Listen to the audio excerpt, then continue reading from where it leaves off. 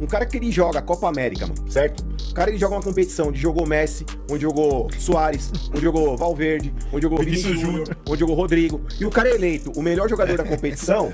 Cara, alguma coisa tá errada pelo fato de não ter dado certo no São Paulo. Outra pergunta obrigatória para quem senta nessa cadeira desde o ano passado, quando a gente começou.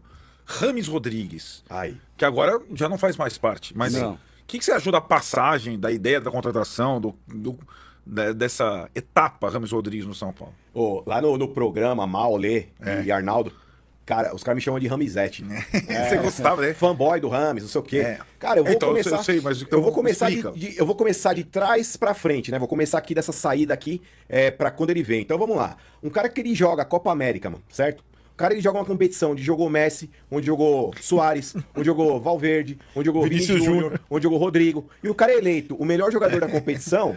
Cara, alguma coisa tá errada pelo fato de não ter dado certo no São Paulo. Então vamos lá. Quando o São Paulo trouxe o Rames Rodrigues, era o Dorival Júnior. A gente até perguntei a respeito pro Belmonte quando ele foi lá. Falei, Belmonte, vocês consultaram o Dorival Júnior? Foi um pedido do treinador?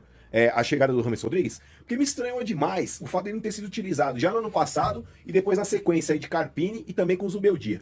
Primeiro, ele falou que o Dorival foi consultado e deu o aval para a contratação do Rames. Chegou aqui aquele oba-oba.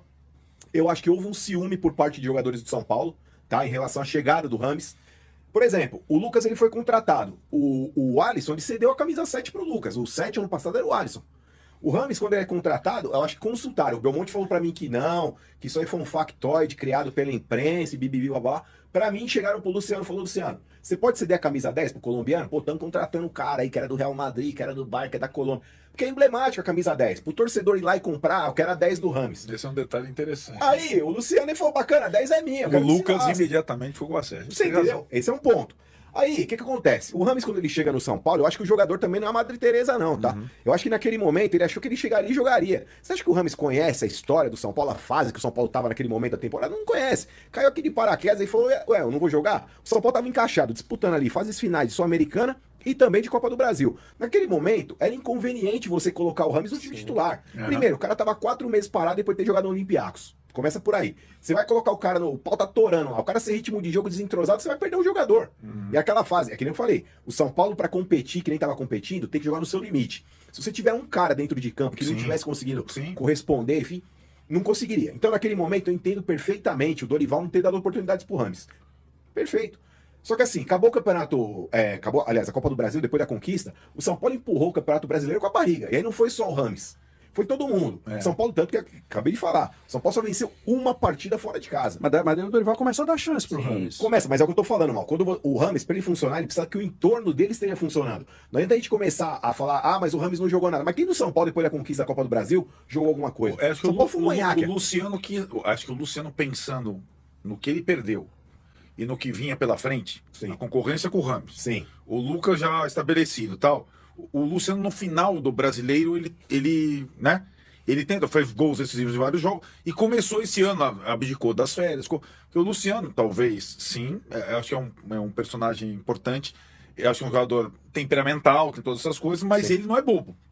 E acho que ele começou você vê como ele voltou das férias. Ele falou, foi a primeira vez que eu treinei nas férias da minha vida. Começou a se coçar. A se coçar. Mas eu entendo, ele quase me convence. Não, mas aí... Ele quase me convence sobre o Rames. Mas tem um ponto agora que eu vou citar agora, a chegada do Carpini. Certo. Quando chega o treinador novo do São Paulo, que o Dorival assume lá o cargo na CBF, o São Paulo contrata um outro treinador, correto? Certo. O Carpini já chega com medo de ser mandado embora. Então o Carpini, o que ele faz para poder, entre aspas, permanecer o maior tempo possível no cargo? Ele se escolhe nos medalhões. Aí você fala de Rafael, você fala de Arboleda, você fala de Rafinha, Luciano, Lucas e Caleri. Como é que você tira, por exemplo, porque pra gente colocar o Rames pra jogar, a gente precisa tirar um. Quem que seria esse um? Luciano. Exato. Então, é um dos líderes do elenco do São Paulo, o Carpini. E o Carpini, pra não comprar essa treta com um dos líderes do elenco, começa a criar a narrativa do porquê o Rames não joga. Aí começaram a falar pra mim, e eu defendendo, eu falei, mano, é um absurdo que um cara desse, com a qualidade que ele tem, ele não jogue. Aí primeiro que falaram pra mim, a Colômbia, ela tem um esquema em função do Rames. Mentira. A Colômbia, ela jogava exatamente no 4-2-3-1 que o São Paulo joga. Esses dois volantes ali, primeiro deles, o Lerma, um cara que joga mais plantado. O segundo volante da Colômbia, sabe quem que é? Richard Rios. É quase um meia. Então você não tem dois volantes de marcação pro Rames jogar solto. Mentira. Os dois jogadores de lado da Colômbia, o Arias pela direita, o Luiz Dias pela esquerda, o Rames centralizado e na frente o Córdoba. É o 4-2-3-1 do São Paulo. Então, a narrativa de que aí a Colômbia ela tem um esquema de jogo, porra, mentira. Ah, mas o Rames ele não aguenta jogar 30 minutos que ele sai. Aí eu falei, mano, tô assistindo os jogos da Colômbia. Mas aí eu fui ver os dois jogos que teve amistosos antes da Copa América. Mano, o cara jogou quase 90 minutos nos dois. Eu falei, verdade. mas é um amistoso, tudo bem. Falei, vamos esperar começar a Copa América. O primeiro jogo acho que começou no banco, o segundo já pegou de titular. Comecei a acompanhar a Colômbia. Falei, mano, o cara tá jogando quase 90 minutos. Então a história de que o Rames não aguenta jogar, mentira. A história é que a Colômbia monta um esquema pro Rames jogar, mentira. Aí vieram criar uma terceira narrativa que é, mas o Rames ele não quer jogar no São Paulo. Mas, porra, é por isso que eu falo, Arnaldo, quando você contrata um cara desse, o grande problema é que você tem que entender que você tá trazendo um astro do futebol internacional. A mesma coisa o Suárez, o ano passado no Grêmio. Deitou no Grêmio, não deitou? Deitou. Você acha que o Suárez ele corria a mesma coisa que os outros corriam no treino? Não, e assim, não vou jogar no sintético, não Exato. vou botar o lugar, não vou Mas, botar o lugar. mas é o preço que você paga, Arnaldo, pra você ter um craque Tá desse aí certo. pra resolver pra você os jogos. E pra mim é inadmissível, mano, um cara desse ter chegado no São Paulo não ter sabido conduzir essa estratégia pra ter um cara rendendo melhor. Eu concordo que o Rames também é um baita de um chinelinho, que ele achou que ele chegaria, vestiria 10 e seria o cara do time. Eu concordo com tudo isso. Mas dentro desse cenário, eu, se fosse diretor de futebol, ainda encostaria no cara e falaria, ô Rames, na moral, mano, você joga muita bola, mano. Mas mano, você precisa mostrar um pouquinho mais. Você ganha o cara na ideia, mano. Só que aí quando você escanteia, aí, por exemplo, chega o Zubeldia. Também não jogou com o Zubeldia. Mas eu vejo o Zubeldia chegando no mesmo cenário do Carpini. Ele sabe que o Luciano é um cara importante no elenco do São Paulo, sabe que é um Até líder do por ser elenco. gringo, aí ele tá puxando o Rafinha, o Luciano pro lado dele. Pro lado dele. Lucas. O Luciano, depois que ele deu a voadora na bandeirinha do Corinthians lá, velho, ganhou uma idolatria com a torcida do São Paulo. Não que ele não seja importante. É um dos maiores artilheiros, é o maior artilheiro do século XX com a camisa do São Paulo. É um cara importantíssimo.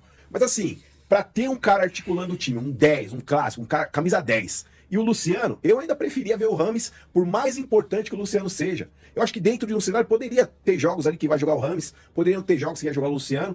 E ok. Você sabe Mas por que será que ele jogou tão poucos jogos nas temporadas nos times anteriores? E você lembra o Carpini foi o primeiro a chegar e falar, porque o Rames ele vinha, ele treinava e daí sentia alguma coisa recorrente. Ele chegou a sentir até problemas estomacais, né?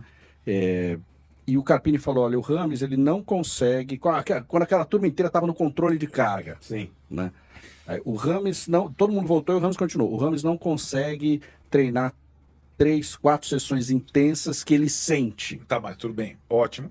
Mas aí você cai no caso do Soares. O Soares nunca treinou 3 ou 4 sessões intensas. Exato. Né? Eu tava pensando, quando eu tava vendo a Copa América, inconformado, até a gente foi ver juntos o Colômbia e Brasil, que ele jogou pra cacete, eu inconformado com aquilo. Não, Aí tudo, São Paulino tudo querendo matar o cara. Pra ver como você tem razão em alguns aspectos, né? Essa coisa.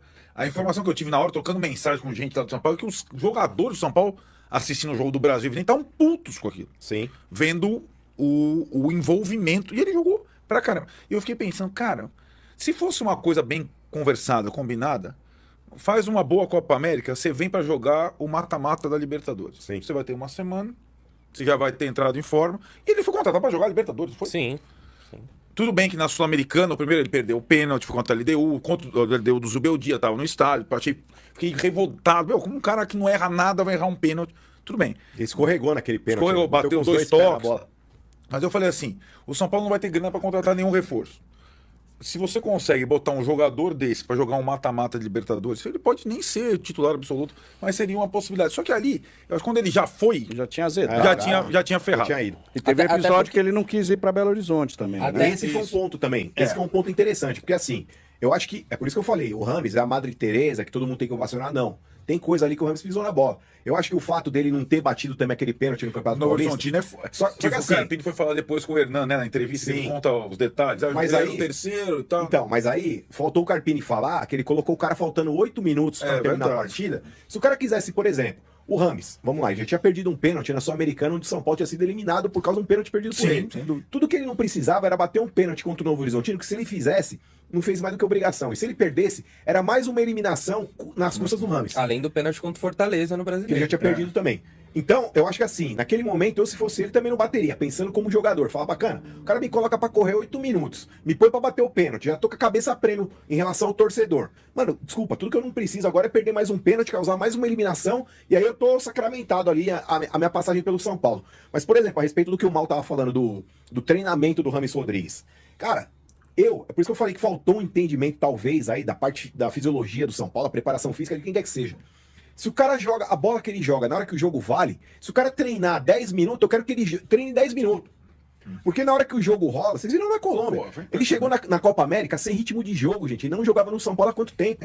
Sem ritmo de jogo. Só que na hora que a bola rola, que o pau tá atorando, o cara resolve a parada. Então é por isso que eu falo. E aí, até discussões que eu tinha com o Sombra no programa, ele falou, mas Marcão, o elenco do São Paulo ia ficar pé da vida, porque se ele faz metade da atividade dos demais, os caras vão ficar bravos. Eu falei, Sombra, se o Rames entrega tecnicamente aquilo que os outros não entregam, os outros que entreguem fisicamente o que ele não entrega. E um acaba compensando o outro. No final das contas, sempre foi assim no futebol. Né? Exato. Mas, Arnaldo, é burrice. É burrice se o jogador ficar com ciúme por não ter um cara que de repente, ele não corre a mesma coisa que eu corro. Mas na hora que a bola rola, o cara vai dar assistência pro Caleri, vai pifar o Caleri toda hora, vai fazer gol, porque é um cara que tem qualidade acima da média no futebol brasileiro.